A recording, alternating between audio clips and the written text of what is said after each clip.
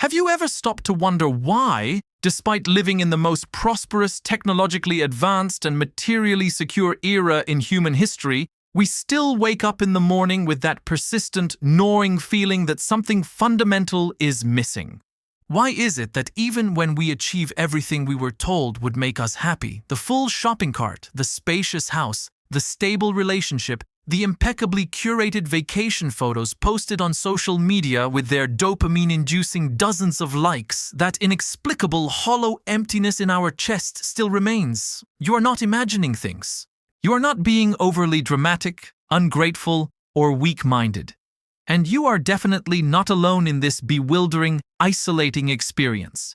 What you are feeling is not a personal failure, but the direct result of one of the greatest collective illusions our species has ever manufactured.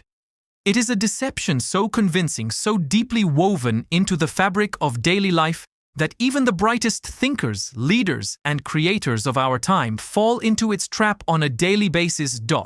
This is not a private, personal crisis that you need to solve in isolation through more self-help books, aggressive morning routines, or endless therapy. Although these things certainly have their place and can offer relief, it is, at its core, a systemic structural crisis affecting billions of human beings simultaneously. Understanding its historical, neurological, and sociological roots is the crucial first step to finding not just a temporary escape from the anxiety, but a completely transformed way of experiencing human life. Part 1. The Dawn of the Great Trap. The history of human happiness is radically different from the idealized, sanitized narratives sold to us by modern motivational gurus, corporate advertisements, and lifestyle influencers. For the vast majority of our evolutionary existence as a species, hundreds of thousands of years, our hunter-gatherer ancestors did not worry about happiness as an abstract, metric-driven goal to be achieved or a destination to be permanently conquered. They simply existed.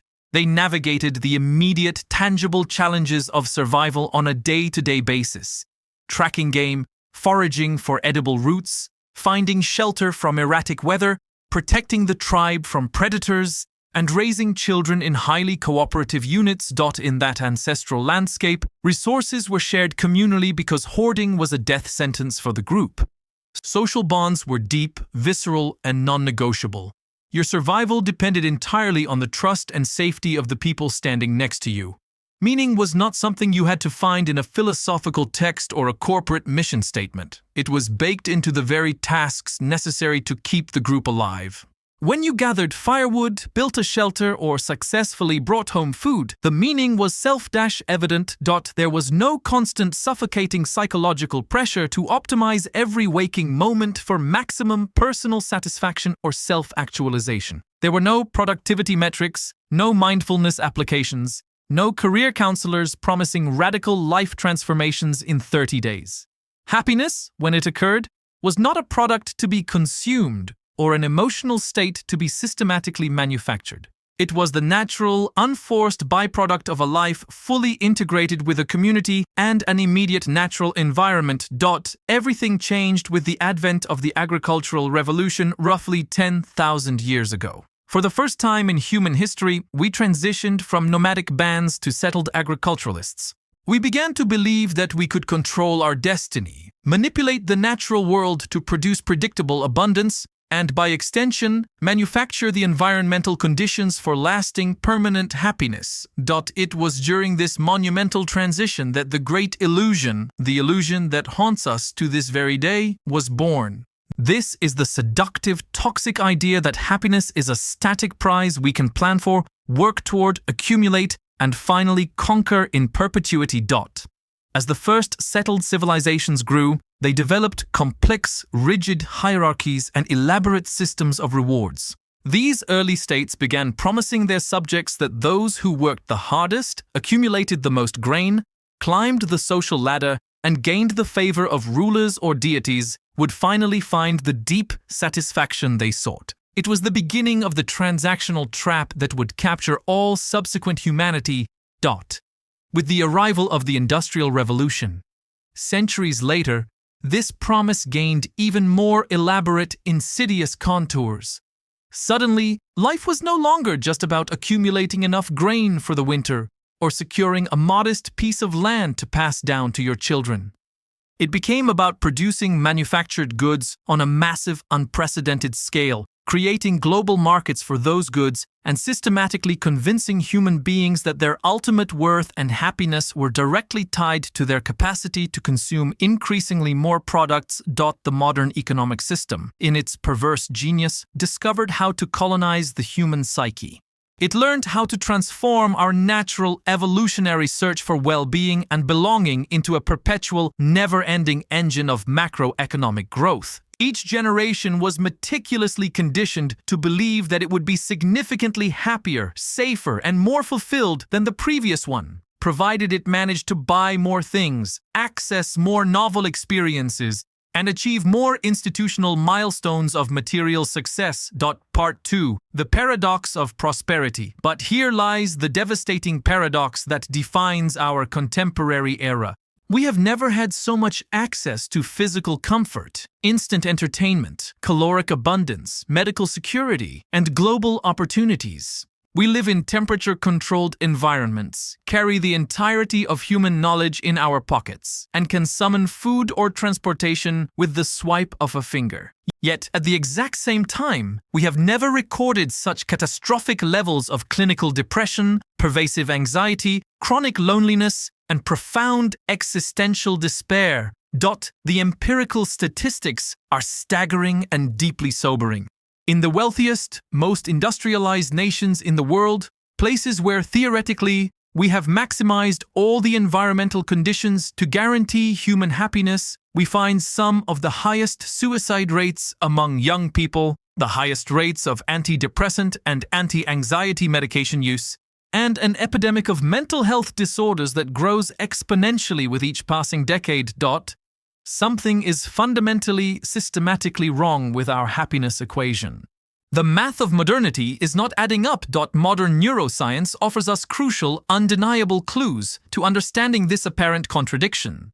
Our brains were shaped, refined, and hardwired by millions of years of brutal evolutionary pressures to keep us alive in hostile, unpredictable, and resource-scarce environments.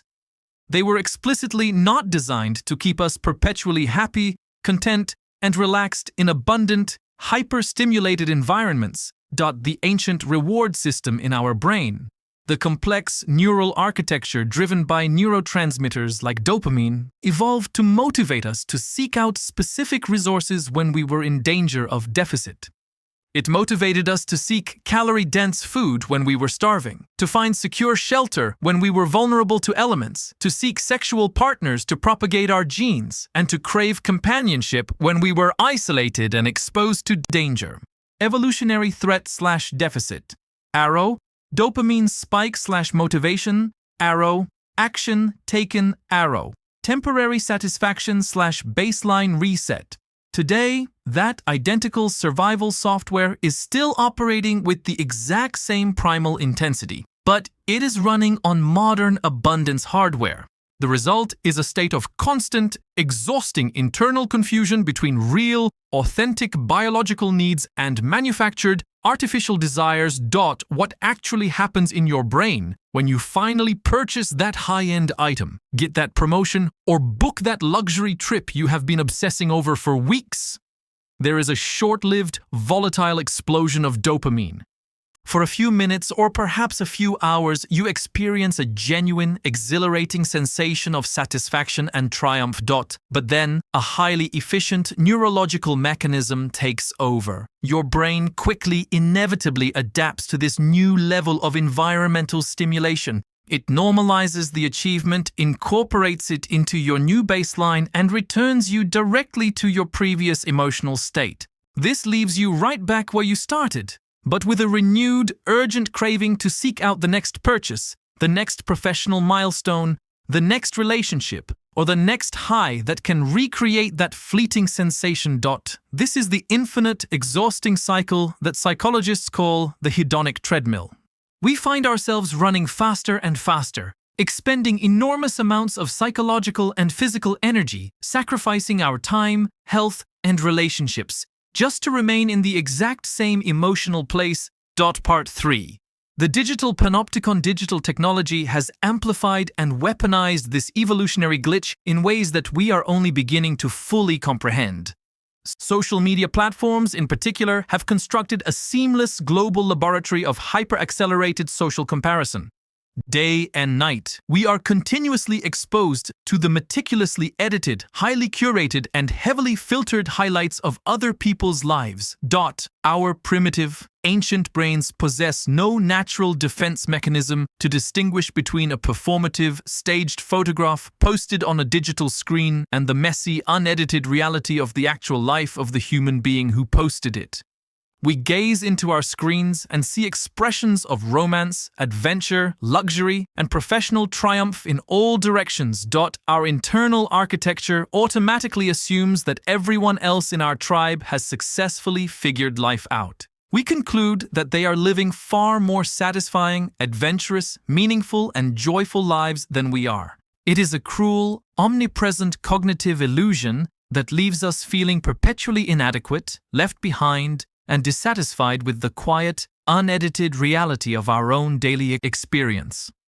The hedonic treadmill, desire, to acquisition, to dopamine spike, VV reset baseline, to adaptation/emptiness.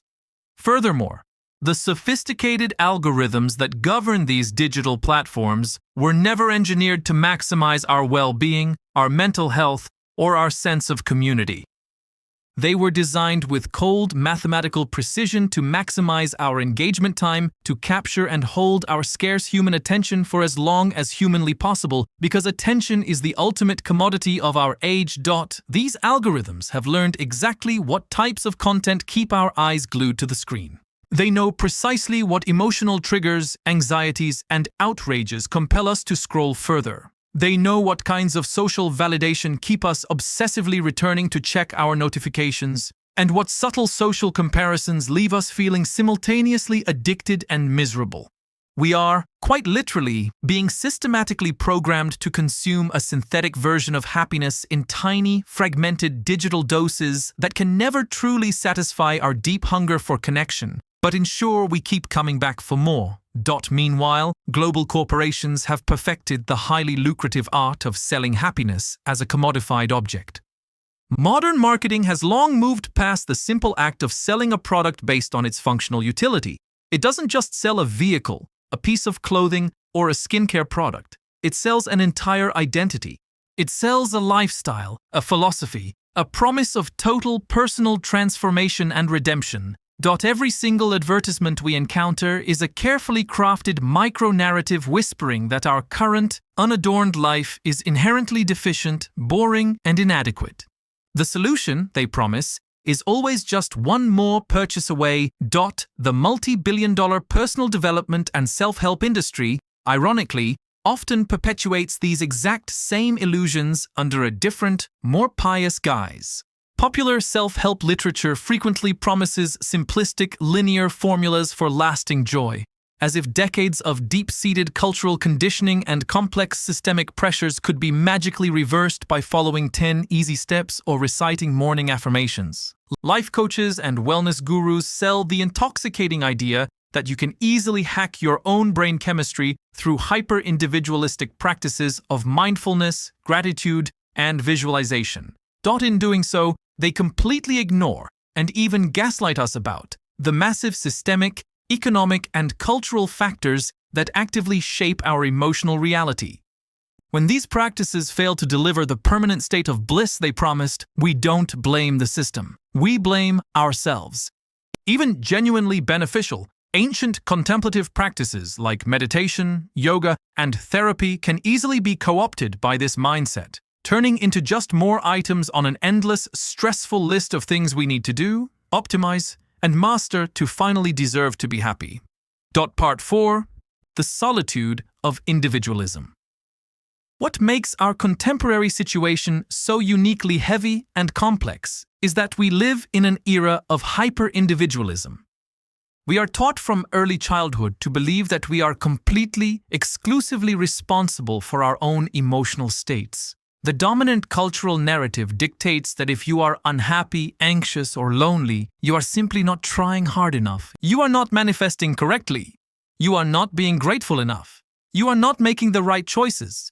Or you are failing to follow the right diet, the right exercise regimen, the right morning routine, or the right productivity framework.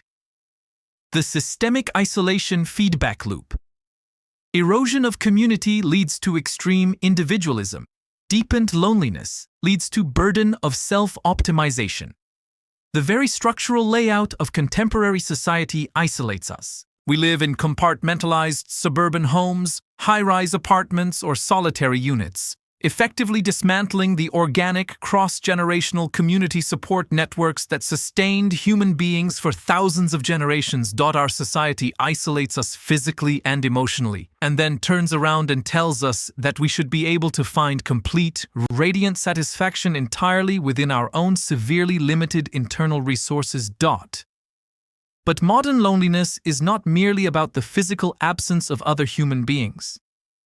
You can be surrounded by people in a densely populated metropolis or a bustling corporate office and still experience a profound sense of isolation. True, painful loneliness is about the absence of people who really know you deeply, who see your raw vulnerabilities without judgment, who share your daily unglamorous struggles, and who offer unconditional, non-transactional support through the inevitable, messy ups and downs of human existence. We have systematically replaced those deep, slow-forming community bonds with superficial, hyper-efficient digital connections and transactional networks.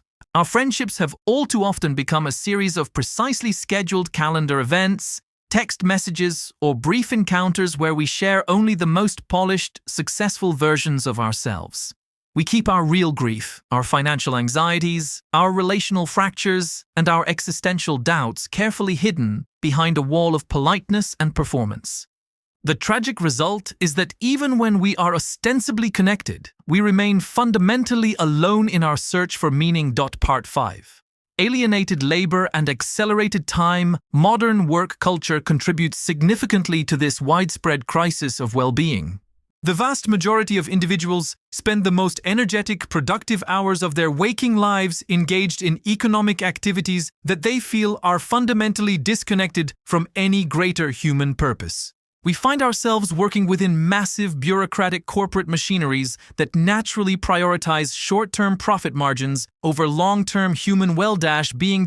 People execute highly specialized, hyper-fragmented tasks that often feel meaningless, participate in endless rounds of performative meetings that could have easily been summarized in a brief email, and help create products or services that they know deep down do not genuinely enrich human life. There is a profound, painful alienation between what we do with our minds and hands during our most vibrant hours and what actually matters to our hearts as living, breathing human beings. Simultaneously, the hyper-accelerated pace of modern life leaves us trapped in a chronic state of rush, hypervigilance, and artificial urgency. We have been deeply conditioned by an efficiency-obsessed culture to believe that constant productivity is the ultimate moral virtue. Being exhaustively busy has become a primary status symbol, synonymous with living a significant, important life. Conversely, any moment of quiet pause, unstructured rest, or pure contemplation is framed as lazy, wasted time. We have largely lost the capacity to simply exist, to let our minds wander without a specific objective, to be still without simultaneously producing, consuming, or planning for the next task on our infinite, ever-expanding to-do list. Our consumer society has also weaponized our vocabulary, teaching us to systematically confuse intense, short-lived pleasure with deep, sustainable happiness. This confusion sits directly at the center of much of our modern psychological suffering. Dimension, pleasure, genuine happiness, duration, temporary, fleeting, sustainable, enduring source, external stimuli, products, validation, internal alignment, values, purpose, neurology, dopamine-driven, reward/craving, serotonin/oxytocin-driven, contentment, nature transactional, easily commodified, non-transactional. Cultivated pleasure is a highly volatile sensory experience that arises from specific external stimuli, It is eating something highly processed and delicious, having casual sex, purchasing a brand new gadget, or receiving immediate social validation online. Genuine happiness, on the other hand, is a quiet, durable state of contentment, peace, and deep meaning. It does not depend on a continuous influx of external rewards. Rather, it emerges from internal factors, a clear sense of purpose, authentic social connections, radical self-acceptance, and a structural alignment between your core values and your daily actions. Our current culture bombards us with infinite opportunities for immediate, cheap pleasure, while systematically undermining and dismantling the very communal, psychological, and environmental conditions necessary to cultivate lasting happiness. Part 6. The architecture of external achievement. The institutional systems that shape our early lives set this trap long before we enter the workforce. Our educational models train children to believe that their personal worth and future happiness are strictly dependent on external validation and comparative achievement. From a very young age, we are taught to associate our baseline self-esteem with letter grades, standardized test scores, sports rankings, and the approval of authority figures. We develop a rigid, competitive mentality where our perceived value as a human being depends on our ability to surpass our peers, accumulate institutional credentials, and follow a highly rigid, predefined path of societal success. When we finally reach adulthood and check off all the boxes on that institutional map, we make a sobering discovery. The implicit promises of this system do not materialize. Getting the prestigious diploma did not cure our internal insecurities.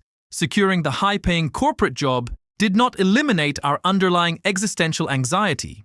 Buying the house, entering the marriage, accumulating the investment portfolio, all of these monumental achievements, which we were told would serve as final destinations of satisfaction, reveal themselves to be nothing more than new starting points for new anxieties, new social comparisons, and new pressures to reach the next tier of success. Diploma. Dream job. The house. The next tier? //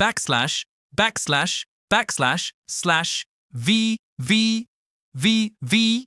Expectation of permanent happiness always recedes.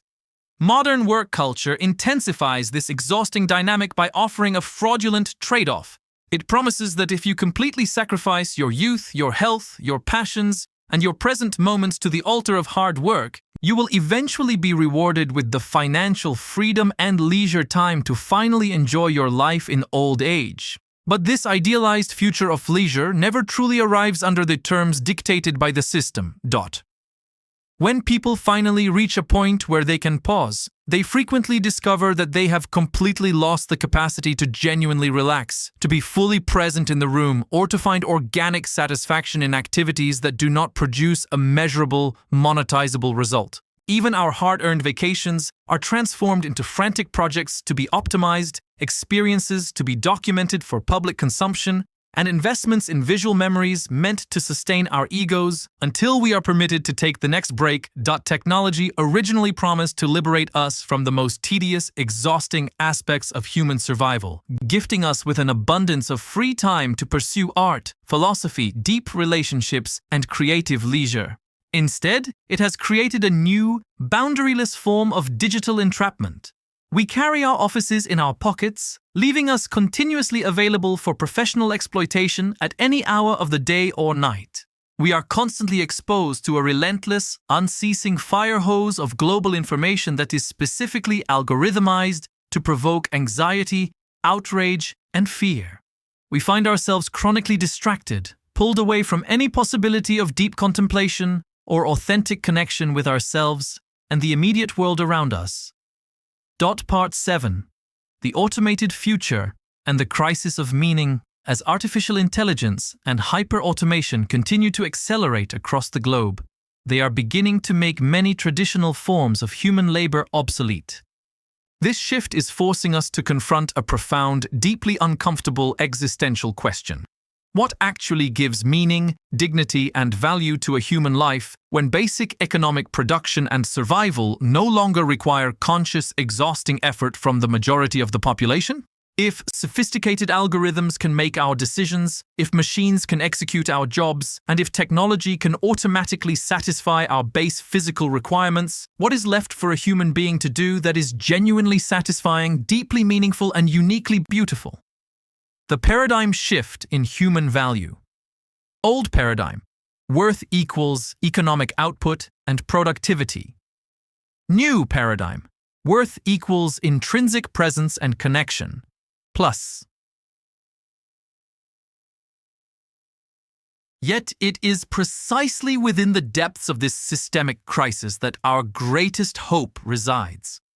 When we finally stop blaming ourselves for our chronic unhappiness, and when we begin to see the structural, historical, and economic roots of our collective suffering, we can finally begin to imagine entirely real, radical alternatives.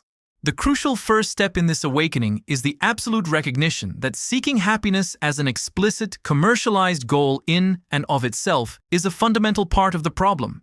Genuine human well-being is never something that can be directly pursued, bought, or manufactured. It is always the natural, unforced byproduct of something much deeper and more grounded. It is the byproduct of living a life anchored in your most authentic values, contributing your finite energy to something larger and more enduring than your own ego, developing slow, vulnerable connections with other human beings, and learning to deeply accept the imperfect, unpredictable, and profoundly transitory nature of the human experience. Part 8. The subversive choice of enough. To break free from this trap, we must collectively and individually relearn how to deeply value the concept of enough over the endless, exhausting demand for more. Choosing enough does not mean succumbing to a life of passive mediocrity, stagnation, or refusing to grow as a creative individual. Rather, it means developing the radical, countercultural, psychological capacity to find genuine satisfaction in what is already present in your life, in the people who are already standing right in front of you, in the natural environment you inhabit, and in the unique creative capacities you already possess. It means establishing an internal fortress that allows you to constantly question whether your desires are coming from an authentic human need, or if they have been artificially injected into your consciousness by sophisticated external manipulation. The true happiness revolution will not be born from new personal optimization techniques, better productivity apps, or innovative wellness products. It will require a fundamental structural transformation in how we organize our global society. We desperately require economic paradigms that explicitly prioritize baseline human well-being, ecological health, and social stability over the mathematically impossible goal of infinite macroeconomic growth on a finite planet. We need to demand technologies that are intentionally designed to support human flourishing, focus, and authentic community integration, rather than technologies engineered to maximize screen addiction and behavioral modification. We must build cultures that openly celebrate cooperation, contemplation, art, and contentment, rather than glorifying hyper-competition, ruthless consumption, and the endless accumulation of material wealth. This grand cultural shift requires that we begin making deliberately different, highly subversive choices within the context of our own daily lives right now. Even within the heavy constraints and demands of our current economic systems, we possess the agency to intentionally and drastically reduce our exposure to digital advertising, corporate media, and hyper-edited social platforms. We can choose to prioritize the slow cultivation of a few deep, real-world relationships over the frantic maintenance of a vast, superficial digital network. We can actively seek out labor that aligns with our core human values, even if making that choice requires us to deliberately sacrifice a degree of luxury, financial upside, or superficial social status. We can choose to practice genuine gratitude, not as a clinical self-optimization hack to make ourselves more productive workers, but as a quiet, revolutionary way to look at our lives and appreciate the radical beauty of what is already here. Part 9. Redefining the metrics of a life. We have the profound opportunity to completely redefine what success means on our own terms. tailoring it to our unique internal constitution rather than accepting the universal commercialized milestones handed down by society. Imagine replacing metrics like income brackets, corporate titles, square footage, and digital followers with personal metrics of intrinsic well-being at the end of a week. Instead of asking how much money you made or how many tasks you crossed off your list, you could ask yourself deeper, far more vital questions. How many slow, unhurried, meaningful conversations did I participate in this week? How many moments of genuine, anchored presence did I experience while looking at the sky, eating a meal, or listening to a friend? What quiet, unmonetized contributions did I make to the well-being of the people in my immediate community? In what ways did I consciously grow in wisdom, compassion, patience, and authenticity? Authentic spiritual and contemplative practices, whether approached through a traditional religious framework or a purely secular philosophical lens, offer indispensable tools for this psychological journey. But they can only do so if we approach them with a spirit of genuine surrender and self-discovery, rather than treating them as another task on our self-improvement checklist. Slowing down to meditate, engaging in quiet reflection, spending long periods immersed in the natural world without a digital device, and studying the timeless texts of ancient human wisdom. All of these practices can help us anchor our consciousness in a much broader, grounded perspective. They allow us to see our small place within the vastness of the cosmos, helping us find an internal center of gravity that remains unmoved amid the inevitable turbulent storms of human existence. The recent human experience, cosmic perspective, brings authenticity, you, community, the present. Our relationship with time itself must be completely, radically reimagined. Instead of living our lives locked in a state of chronic anticipation, always focused on an idealized future, always straining toward the next milestone that we falsely believe will finally deliver peace, we must learn the difficult, beautiful art of fully inhabiting the present moment. This is not about a superficial, commercialized version of mindfulness, nor is it a call to live hedonistically as if there were no tomorrow.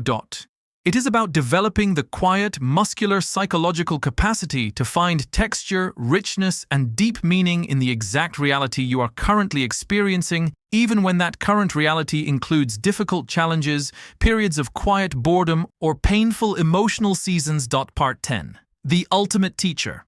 Paradoxically, the honest confrontation with our own mortality can serve as our greatest, most liberating teacher concerning the true nature of happiness.